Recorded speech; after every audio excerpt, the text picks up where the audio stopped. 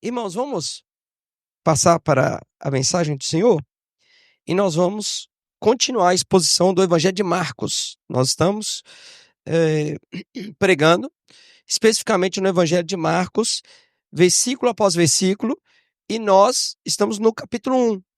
E hoje nós vamos finalizar o capítulo 1.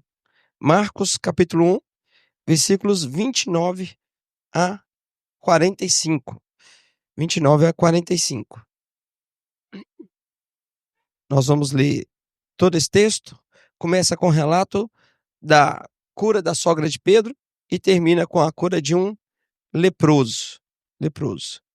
Eu vou... Ô, Maicon, você pode ir lendo e passando aí? Pra você me ajudar aqui? Minha voz tá... Pegar uma voz de um radialista aqui, gente. Amém. Diz assim a palavra do Senhor. E saindo eles da sinagoga, foram com Tiago e João diretamente para a casa de Simão e André. A sogra de Simão achava-se acamada, com febre, e logo lhe falaram a respeito dela. Então aproximando-se, tomou-a pela mão, e a febre a deixou, passando ela a servi-los. À tarde, ao cair do sol, trouxeram a Jesus todos os enfermos e endemoniados. Toda a cidade estava reunida à porta. E ele curou muitos doentes de toda sorte de enfermidades. Também expeliu muitos demônios, não lhes permitindo que falassem, porque sabiam quem ele era. E tendo se levantado alta madrugada, saiu, foi para um lugar deserto e ali orava. Procuravam-no diligentemente Simão e os que com ele estavam. Tendo-o encontrado, lhes disseram: todos te buscam. Jesus, porém, lhes disse: vamos a outros lugares, às povoações vizinhas, a fim de que eu pregue também ali, pois para isso é que eu vim. Então foi para toda a Galileia, pregando nas sinagogas deles e expelindo os demônios. Aproximou-se dele um leproso, rogando-lhe de joelhos: se quiseres, podes purificar-me. Jesus, profundamente compadecido, estendeu a mão, tocou e disse-lhe: quero, fica limpo. No mesmo instante lhe desapareceu a lepra e ficou limpo. Fazendo-lhe então veemente advertência, logo despediu. E lhe disse: olha, não digas nada a ninguém, mas vai, mostra-te ao sacerdote e oferece pela tua purificação o que Moisés determinou para servir de testemunho ao povo. Mas tendo ele saído, entrou a propalar muitas coisas e a divulgar a notícia, a ponto de não mais poder Jesus entrar publicamente em qualquer cidade, mas permanecia fora em lugares ermos, e de toda parte vinham ter com ele. Amém. Vamos orar a Deus mais uma vez? Pai, a tua palavra foi lida nesta noite, Pai. Sua palavra que é suficiente para edificar as nossas vidas e as nossas almas. Mas te pedimos pela tua misericórdia, pela tua graça, Deus, que o Senhor continue falando conosco. Apesar, Deus, da minha limitação, da limitação de todos nós, e apesar de nós, que o Senhor possa falar por meio do teu Espírito Santo, Deus, às nossas almas e aos nossos corações. Que no meu falar e no ouvido dos meus irmãos, todos nós sejamos edificados por ti, instruídos, alimentados por tua santa palavra. É o que eu te peço em nome de Jesus. Amém. Meu irmão, hoje sempre há uma discussão do que é a grande habilidade que as pessoas devem ter, seja para questões profissionais ou até em questões que envolvem família, vida financeira, né? Qual que é a habilidade ou qual que é, no nosso tempo, a habilidade que deve ser mais valorizada? Porque, na verdade, nós precisamos de várias habilidades. Não precisa de uma só habilidade. A gente precisa de uma série de habilidades para desenvolver determinado tipo de atividades, né? Existe você escrever bem, redigir bem é uma habilidade. Ouvir bem é uma habilidade também, né? E hoje, inclusive, é uma das habilidades também em que se carece pessoas que saibam ouvir bem.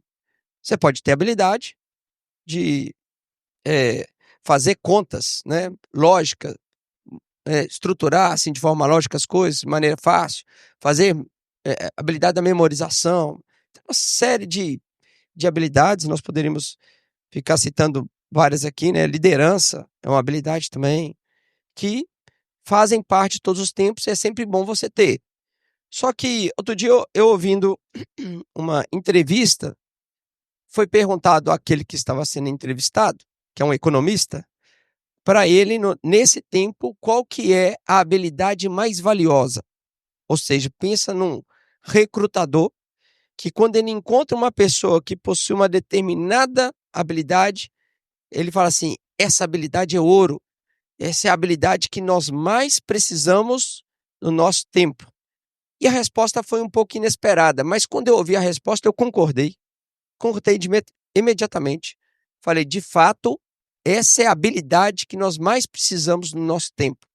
E a resposta daquele economista foi, a habilidade mais valiosa do século XXI chama-se foco. Foco. As pessoas que possuem foco, as pessoas que não se distraem com qualquer coisa, essas pessoas são muitíssimos valiosas por essa habilidade que possuem. E aí ele estava falando dentro do mercado profissional, Cláudio, ele falou assim, o mercado está doido atrás dessas pessoas que possuem foco.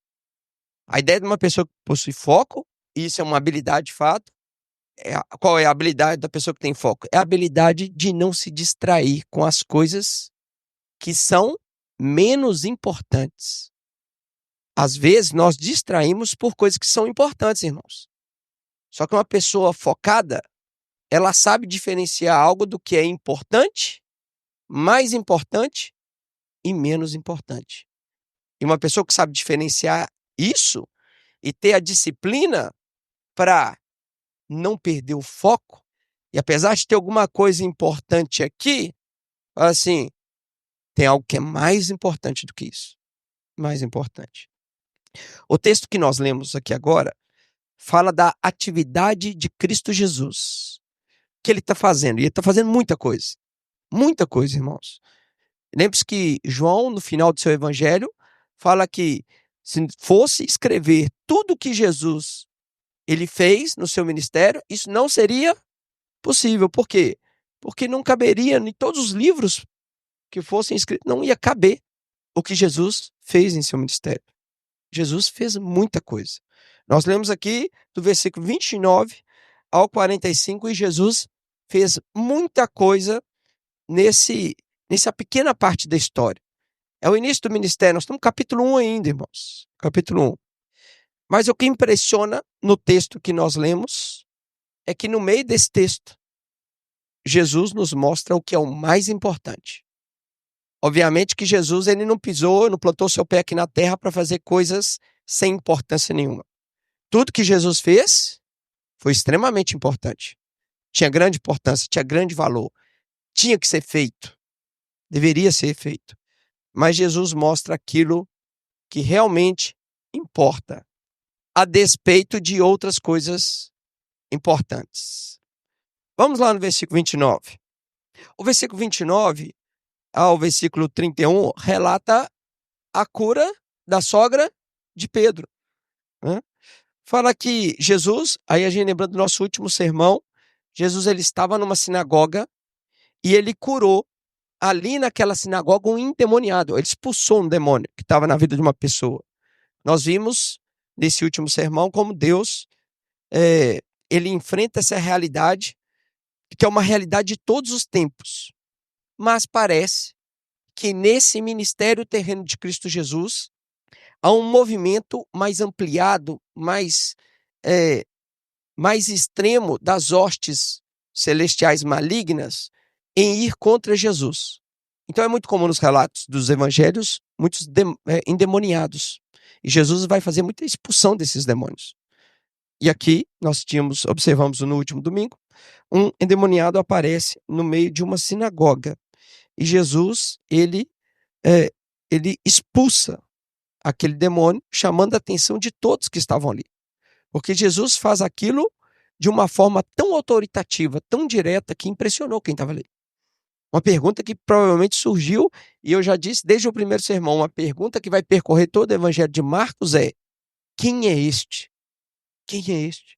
Alguns saíram da sinagoga naquele dia falando assim: quem é este que pode expulsar um demônio com tanta rapidez? Apenas com uma palavra, uma frase, os demônios obedecem e eles saem. Quem é este? Esse era o contexto. Então, aí, porque o versículo que nós lemos diz, que então está ligado a essa cena anterior, e saindo eles da sinagoga, era um sábado, né? Foram com Tiago e João diretamente para a casa de Simão e André, que eram irmãos. A sogra de Simão achava-se acamada, com febre, e logo lhe falaram a respeito dela. Então, aproximando-se, tomou-a pela mão e a febre a deixou, passando ela a servi-los. Irmãos, primeira coisa dessa parte do texto que eu queria que você gravasse na sua mente, e na verdade é algo que está em torno de todo o Evangelho de Marcos.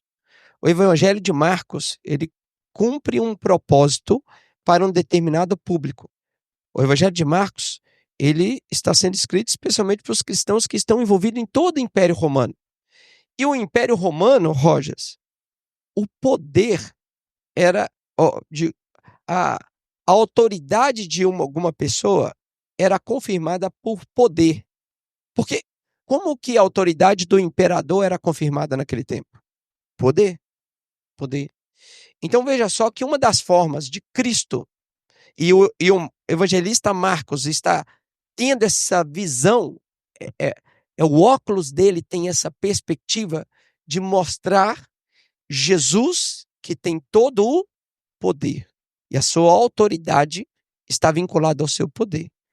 Aquele que tem poder para expulsar demônios, ele tem poder de uma coisa muito simples, apenas tocar numa pessoa e fazer com que uma doença, ela simplesmente suma. Porque veja só no versículo 31. Então, aproximando-se, tomou-se pela mão e a febre a deixou. Né? A deixou. E tanto que deixou mesmo, né? Que aqui fala que ela, passando ela a servi-los. Isso aqui é uma cena típica de uma casa mineira, em que você chega ali, uma visita, uma senhora, qualquer vozinha, as minhas duas avós eram assim, enquanto elas tinham saúde. Chegava alguém, Michael, ela já ia para a cozinha, água fervendo, já lá, o pó já no negócio para passar, já ia, se não tinha nada, eu lembro da minha avó, se não tinha nada, a visita, ela estava, eu não sei se ela se alegrava ou se ela se entristecia, porque ela ia ter que esperar a minha avó fazer um bolo, porque se não tinha nada, ela ia fazer. Já ia lá, fazer uma massa, colocava o forno. Não, pastor na casa da minha avó, coitado. Ele não podia, ele sabia que na casa da minha avó não tinha horário marcado. Porque senão, chegar lá de surpresa, minha avó assim, vou ter que fazer um biscoito, vou ter que fazer um bolo, né? E ninguém faz bolo com 30 minutos. Então, ela ia passar a servir, e parece que essa senhora, a sogra de Pedro, parece que Pedro era feliz com a sua sogra, e eu sou feliz com a minha sogra, tá? Espero que você também seja, né? Que eu acho que se Pedro, já tendo percepção de quem era Jesus, talvez seguraria Jesus lá na porta. Não entra aqui não, tem uma senhora doente aqui, senão você vai pegar essa gripe, né? Não, parece que Pedro ficou muito feliz de Jesus estar lá para curar a sogra dele, né? E essa mulher foi curada de tal forma que naquele mesmo momento passou a servir a Jesus e aqueles que estavam ali. Ou seja, ela foi curada de uma maneira realmente especial e milagrosa, completamente distinto do que as pessoas observavam. A gente não sabe o grau dessa doença. Certo é que ela estava acamada e com febre. Lucas vai fazer um registro que era uma febre realmente mais intensa. A gente não sabe se era uma febre mortal, o que estava acontecendo. Fato é que Jesus toma ela pela mão e ela é curada. Outra coisa que chama atenção também nesse relato da cura da sogra de Pedro é a proximidade ou a percepção, a sensibilidade de Cristo Jesus com as pessoas e com pessoas específicas. Porque quando nós lemos os relatos, especialmente de Marcos, lembra que eu falei que Marcos é por ação? Ele está falando uma cena, emenda outra cena e outra cena, e por vezes muitos eram curados. muitos chegavam a Cristo Jesus e recebiam, demônios eram expulsos, a cura, depois nós vamos falar de leprosos, né? Ou eram purificados. E dessa ideia, quando a gente fala de muitos, essa ideia do pacotão, do combo, a coisa que acontece no granel, né? É muitos, parece que Jesus era aquele curandeiro que abençoava no pacote. Chega 50 aqui, tá aqui, tá. Jesus, quando os evangelistas permitem ampliar a cena, porque tem essa questão literária, irmãos. Às vezes os evangelistas estão resumindo tudo que Jesus está fazendo. Imagina, aqueles homens tomando nota, assim, eu já perdi, ele curou aqui 20, era a intensidade do ministério de Jesus, mas em algumas cenas, os evangelistas se permitem ampliar a cena. E aqui a gente está numa cena ampliada. E fala que Jesus, ele tomou aquela mulher pela mão. É possível ver a sensibilidade da cena? Ou imaginarmos como ela foi? O Jesus se aproximando, era uma viúva, um contexto em que uma viúva tinha pouco valor. Jesus, ele vai àquela casa, ele vai àquela senhora e ele a toca pela mão. Ora, nós já sabemos, muitos aqui já leram a Bíblia, já leram os evangelhos, talvez mais de uma vez. Mas Jesus precisava tocar nessa senhora para que ela pudesse ser curada? Ele não precisava. Mas o Deus da graça e misericórdia, por vezes, mostra e demonstra a sua misericórdia, ou o seu compadecimento de nós. Isso é muito claro nos evangelhos. O Jesus que é compassivo, o Jesus que ele não é um showman, ele não está ali para fazer um show, ele não está ali para ganhar likes, ganhar votos, né? Jesus, quando ele está curando as pessoas, quando ele está expulsando demônios, ele o faz sabendo de quem ele está fazendo, os nomes das pessoas, a vida daquela pessoa, passada, presente, ele já sabe, inclusive, a vida futura. Ele sabe com quem ele está lidando de uma maneira muito profunda. E essa cena narrada em que Jesus ele toma pela mão a sogra de Pedro, e a febre vai naquele momento, mostra a compaixão de Cristo Jesus por pessoas que, naquela sociedade, talvez não tenham muito valor. Uma viúva. Eu sei que você estava esperando eu falar a sogra, né? Não, a viúva. Que não tinha muito valor para aquele contexto. Mas Jesus mostra o valor de cada vida humana. E aqui acontece uma cura. A cena agora avança para o versículo 32 e fala que à tarde, lembrando que nós estamos no sábado, ok? Aqui no sábado. O judeu podia fazer alguma coisa no sábado, irmãos? Pouca coisa, a não ser cultuar a Deus, né? Podia fazer muita coisa. Só que o sábado judeu acabava no final da tarde, né? Acabou. Então, à tarde, ao cair do sol, trouxeram a Jesus todos os enfermos e endemoniados. Toda a cidade estava reunida à porta. Ou seja, é como se o pessoal estivesse aqui com o tempo só esperando. É a Black Friday. A porta vai abrir, né? Tá aquele punhado de gente. Apesar que eu vi um meme, né? Os vendedores do lado era Black Friday, do lado de dentro da loja, né? Fazendo assim a maior festa que vai abrir as portas. Quando abre a porta, tem ninguém lá, né? Assim, fica coitado. Mas a gente já viu cenas também meio aterrorizantes, né? Das pessoas uma empurrando a outra, quebrando, matando a outra, puxando cabelo, vai pegar um ventilador, né? Economizou R$15, quase matou a pessoa, né? Mas a gente já viu essas cenas. As pessoas estavam esperando aqui, cumprindo a lei, 18:1, traz todo mundo para Jesus, porque Jesus cura, né? E foram chegando os enfermos e os endemoniados. Toda a cidade estava reunida à porta. E aqui no versículo 34 fala que ele curou muitos doentes de toda sorte de enfermidades.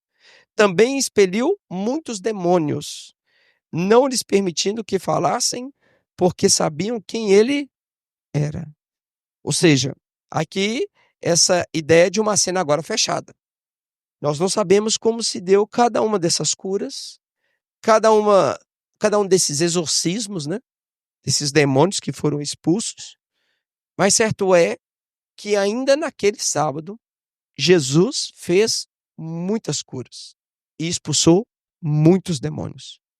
E essa é uma frase recorrente no ministério de Jesus, de intensidade. Jesus, ele faz muitas coisas e com isso demonstrando o seu poder e confirmando a sua autoridade.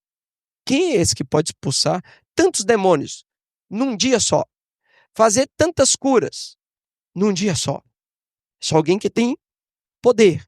E percebam que os milagres, as curas e as expulsões de demônios que acontecem no ministério de Cristo Jesus é de fato para confirmar a autoridade e a sua divindade, que ele é o Filho de Deus. Então esse é o propósito que o evangelista está marcando com todos esses relatos que aqui estão colocados. Só que diz o texto que, versículo 35, tendo-se levantado alta madrugada, saiu, foi para um lugar deserto e ali orava. Diz o versículo 36 que procuravam-no diligentemente Simão e os que com ele estavam. Ou seja, vão pegar a cena a partir de Pedro, Simão e aqueles que estavam com Simão. Jesus sumiu, porque eles estavam procurando diligentemente. A ideia aqui do texto é que estava procurando assim, Jesus desapareceu. E eles já olharam ali, olharam aqui, olharam, e Jesus não está sendo encontrado. Onde está Jesus? Cadê Jesus? Porque tudo parecia estranho, porque como que Jesus some exatamente agora? Como que Jesus some exatamente agora? Porque percebam uma coisa, irmãos. Nós estamos falando aqui de uma cena onde que existem muitos doentes, muitos enfermos e endemoniados. Quem é pai e mãe entende exatamente o que eu vou falar aqui agora. Quando um filho nosso adoece e a gente não sabe muito bem o que é aquela doença, porque uma coisa é quando ali dá uma febrinha, a gente vai mapeando ali, vai acompanhando, calma aí. Outra coisa é quando dá alguma coisa no menino, a gente não faz ideia do que aconteceu. Faz ideia, aquilo. Perceba que não dá uma virada na nossa rotina, na nossa vida, que o que passa a ser mais importante, a não ser pegar esse menino e levar para o hospital para ver o que ele tem. A gente fica assim, a gente esquece o foco de outras coisas e a gente foca naquilo que tem que ser resolvido, porque para um pai, ainda mais a criancinha, bebê, a criança que não sabe falar, 1 ano e meio de idade, dentro daquilo ali, pra gente o que mais importa é levar aquele menino para que um médico possa olhar. Tem nada que é mais importante, e assim o nosso foco muda completamente. Quem tem muito menino tem até que tomar cuidado, porque senão deixa os outros para trás,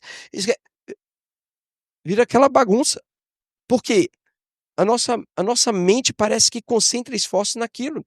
Eu lembro ano passado, Davi, quando teve dengue, e a gente estava ali mapeando, já sabia que era dengue, estava cuidando, mas o Davi lá em casa começou a vomitar sem parar, sem parar, não tinha mais nada, ele continuava vomitando, e aquele negócio me deu uma preocupação, assim, tem que ir para o hospital agora. Para tudo tal, corremos com ele para o hospital lá, o João falou, não, fica com o João e eu vou lá para o hospital. Ah, mas era de madrugada e como é que deixa que eu vou porque você tem que trabalhar? Eu falei, não importa, trabalha amanhã já resolve. Primeiro eu vou cuidar do menino.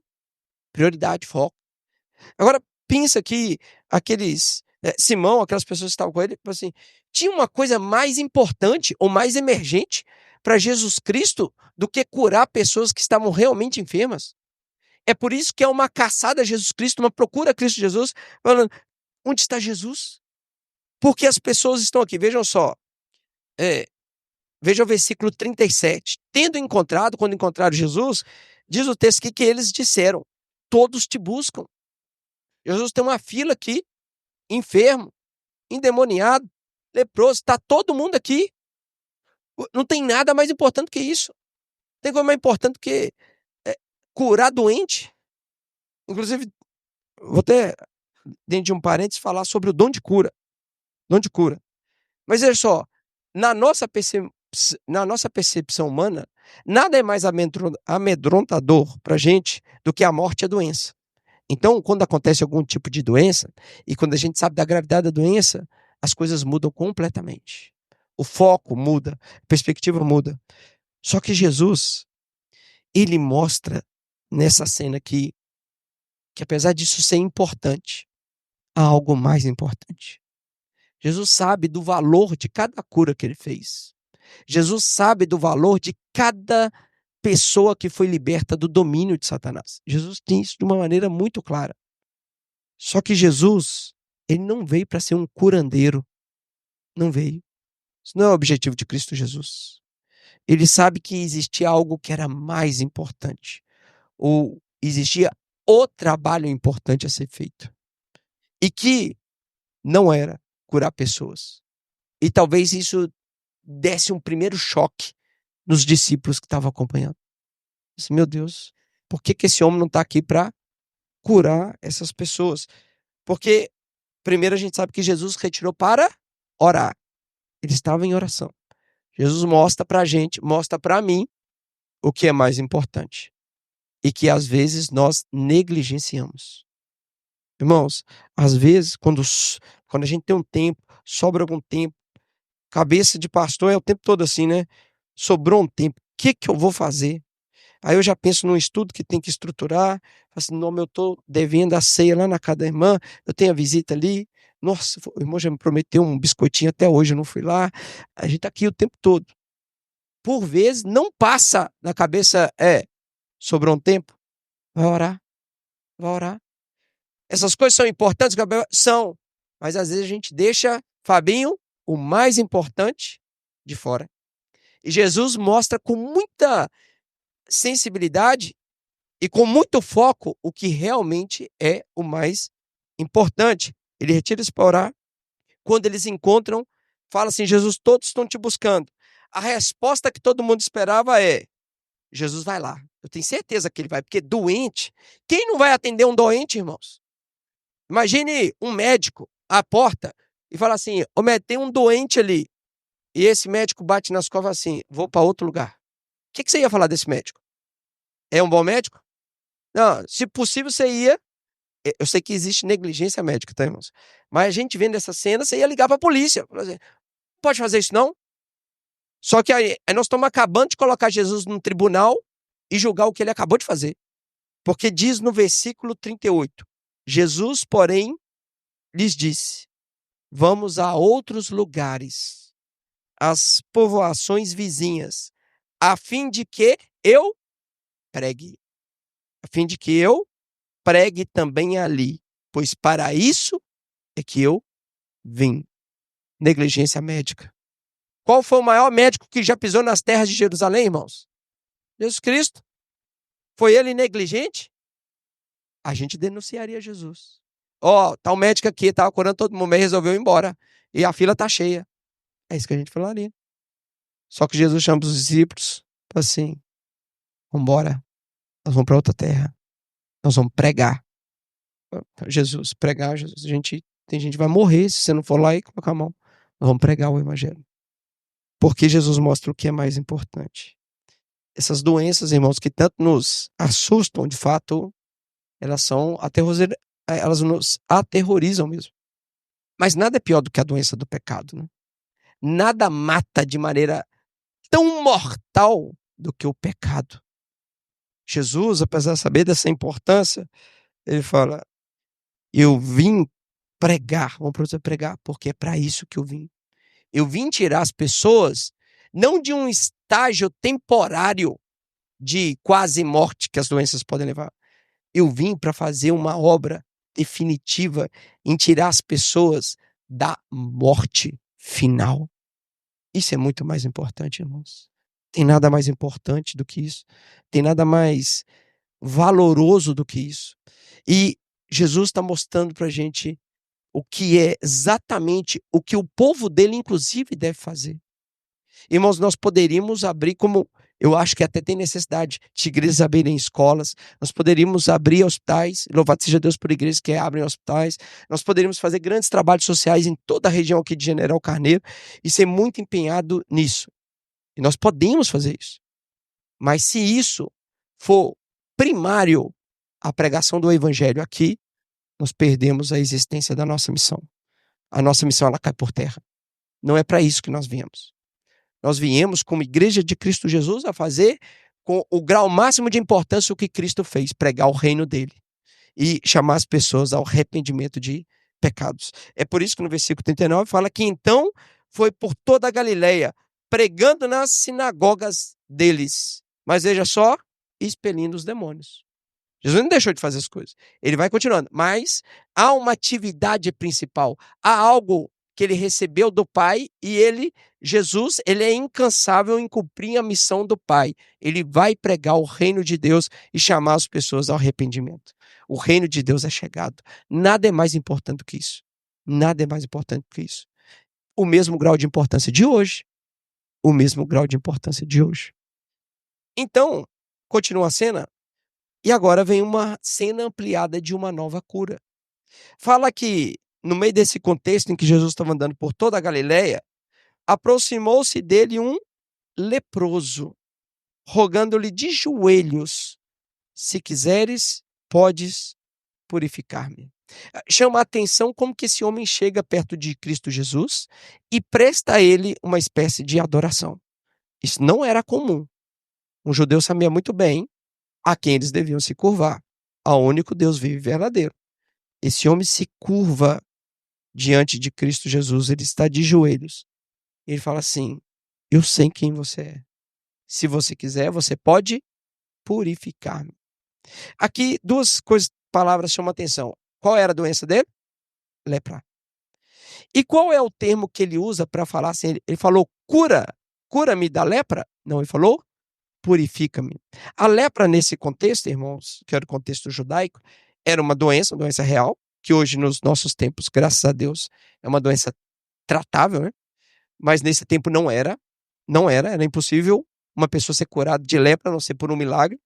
E a lepra era ligada também aos aspectos da espiritualidade mesmo. Ao ponto que um leproso, dentro do contexto do povo de Israel, eles viviam à margem da sociedade. Ninguém podia tocar num leproso. O leproso, ele tinha que gritar que ele era leproso quando as pessoas aproximavam. Assim, leproso, leproso. Ele tinha que falar isso.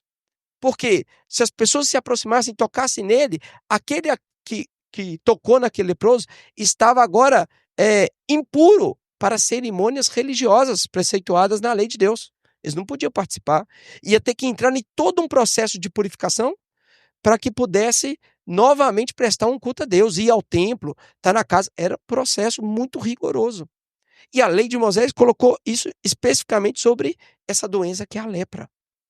Então nós estamos agora diante de um contexto onde que é uma conotação biológica, física, é uma doença, lepra, mas que aponta para uma realidade espiritual também. Porque a lepra, essa doença, traz a figura, a imagem do próprio mal que o pecado faz em nós. Porque qual que é a ideia da lepra, ou essa doença? Que eu não sou médico, eu não conheço muito bem ela, mas ela é uma doença progressiva, né? Que ela vai criando ali, se externando em feridas, né, e vai progressivamente fazendo com que a saúde da pessoa acabe. Exatamente como os nossos pecados fazem conosco. São verdadeiras lepras se nós não tratarmos os nossos pecados. Eles vão corroendo a nossa vida, tomando até que nós percamos a nossa vida.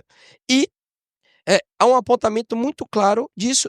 E essa pessoa que chega a Cristo Jesus fala assim: se tu quiseres, se quiseres, podes purificar-me.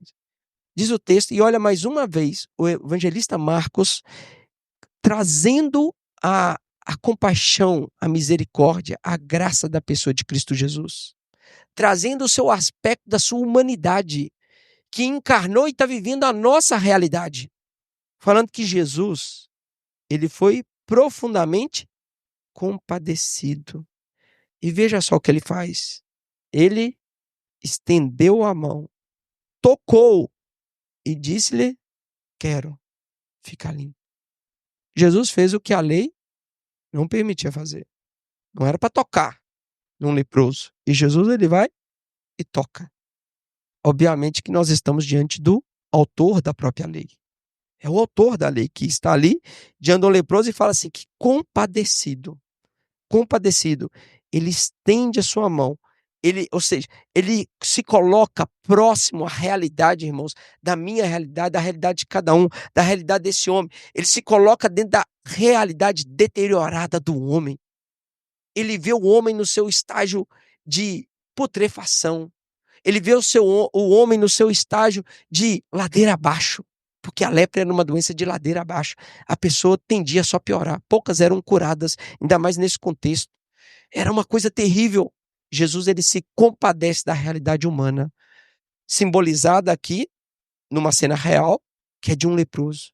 E ele estende a sua mão e toca, e ele diz algo: eu quero, fica limpo, fica limpo. Diz no versículo 42 que no mesmo instante lhe desapareceu a lepra e ficou limpo. Isso aqui é chocante para esse tempo, irmãos.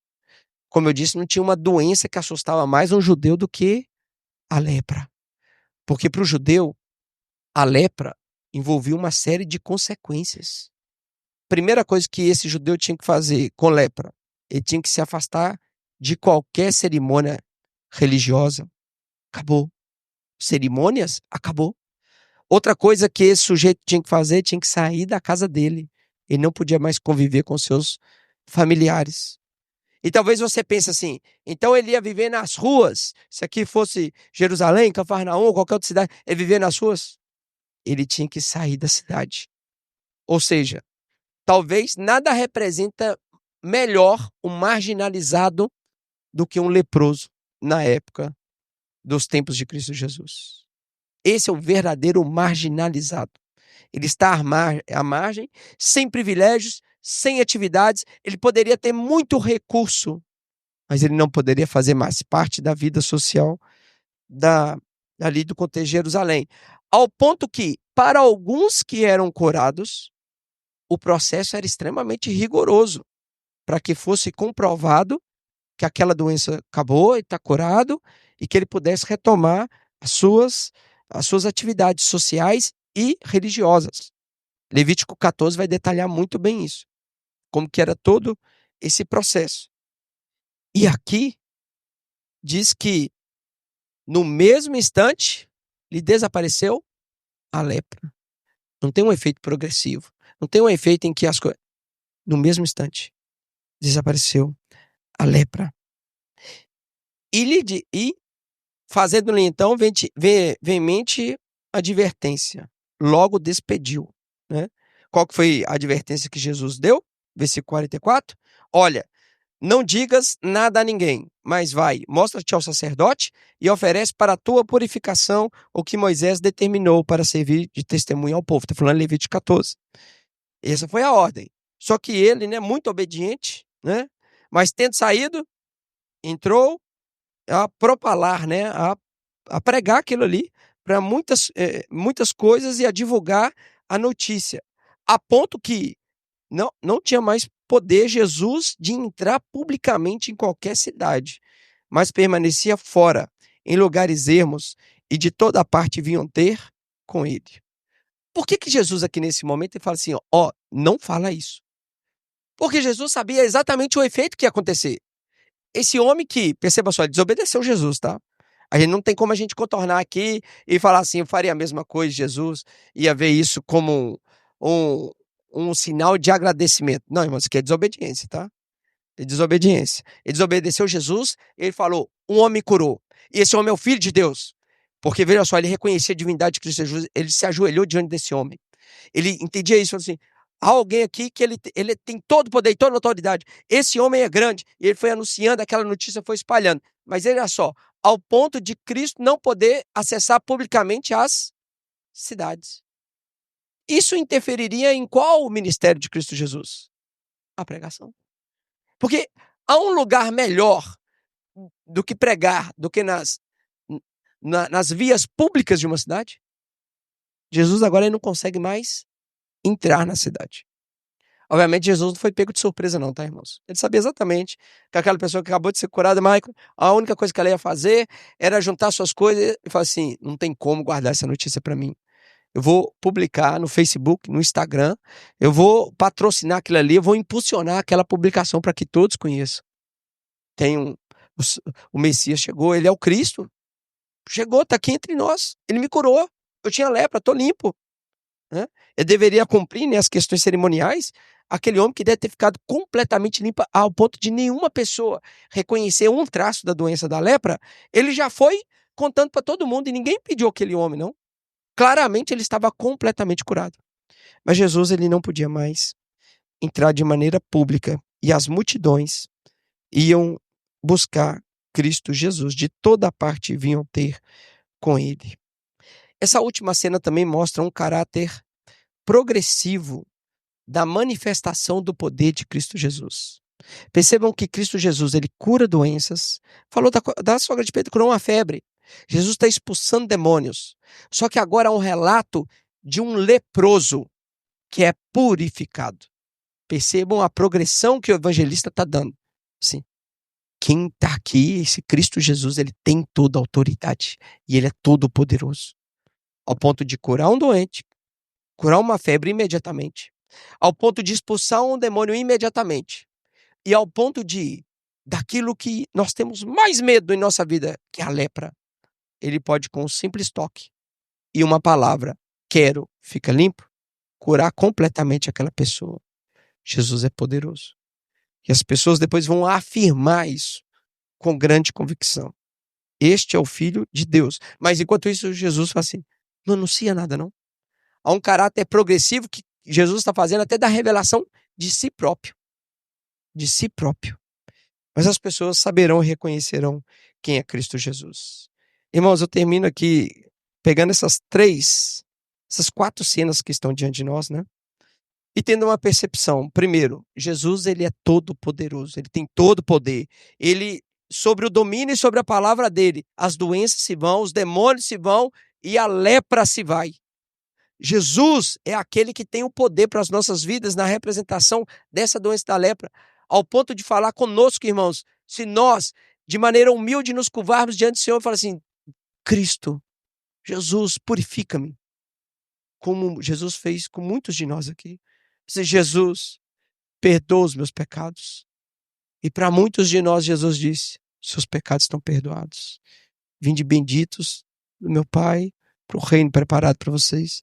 Vocês estão limpos. Percebam que é exatamente o que Cristo Jesus faz para nós no momento mais crucial da nossa vida, quando nós estivermos diante do tribunal de Deus, com todos os nossos pecados, a gente chegar ali, a gente saber que a nossa lista de pecado é grande, Jesus falar assim, está pago. Ele tem poder para nos purificar, nos limpar mesmo, de toda injustiça, de todo o pecado. Assim como Jesus faz com as doenças, faz com a lepra, Jesus faz conosco, com os nossos pecados. Quero, fica limpo.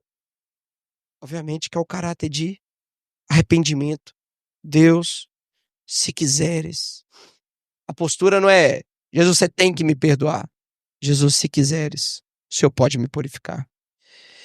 E a segunda questão envolve exatamente o que Jesus nos mostra. Eu sei, irmãos, que existem coisas muito importantes para nós. Coisas que têm grande valor para nós. Coisas que nos fazem ficar inquietos, ansiosos. Coisas que nos fazem tremer e estremecer. Mas nada deveria ser mais importante para nós do que cumprir a missão que Deus nos deu, de anunciar o Evangelho de Cristo Jesus. Nada deveria, irmãos. Nada deveria sobrepor essa missão que Deus também deu a nós. Não é só Cristo Jesus que deveria ter esse foco máximo em anunciar o Evangelho de Cristo Jesus, em pregar o reino de Deus. Esse foco também deveria ser o nosso. Graças a Deus que não tem recrutamento, né, para a gente ser contratado ou não contratado na Igreja de Cristo Jesus. Porque apesar de nós, Jesus ele vai recrutando pessoas. Cheia de dificuldades, como eu tenho várias dificuldades, ainda Jesus vai recrutando. É a misericórdia dele mesmo que vai recrutando. Mas eu tenho certeza que Jesus, se nesse recrutamento, se pudesse ter observado uma habilidade, o próprio reino de Deus, haveria um alto interesse. Você está focado em pregar o reino de Deus? Apesar das outras coisas, apesar de tudo que você tem que resolver na sua vida, você entende que o mais importante da sua vida é pregar o reino de Deus? É buscar o reino de Deus em primeiro lugar e a sua justiça. Você entende isso? A habilidade que é mais carente em todos os cristãos. E quem tem, louvado seja Deus por isso, chama-se foco no reino de Deus. Essa é a habilidade que nós devemos pedir a Deus.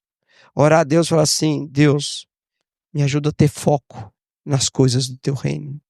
Nada é mais importante que isso. Apesar do dinheiro que a gente precisa no final do mês para pagar a conta, apesar de coisas que a gente tem que resolver na nossa família, nos nossos relacionamentos, apesar de tudo isso, nada é mais importante que o reino do Senhor.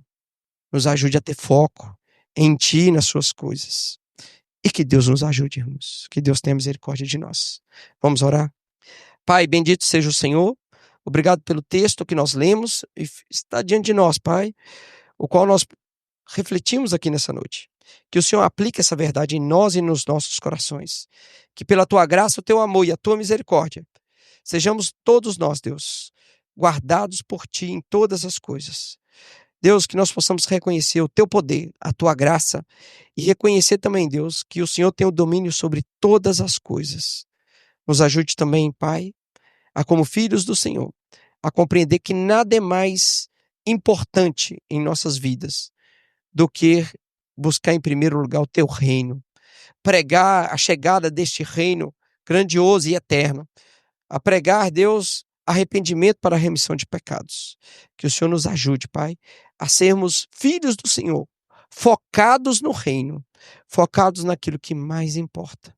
E que o Senhor possa, na busca, Deus, do Teu reino, acrescentar todas as coisas das nossas vidas, Pai. O Senhor sabe das nossas necessidades, o Senhor sabe das nossas ansiedades e das nossas inquietações. Que o Senhor possa cuidar delas para nós, Deus. E que o Senhor possa aumentar em nós,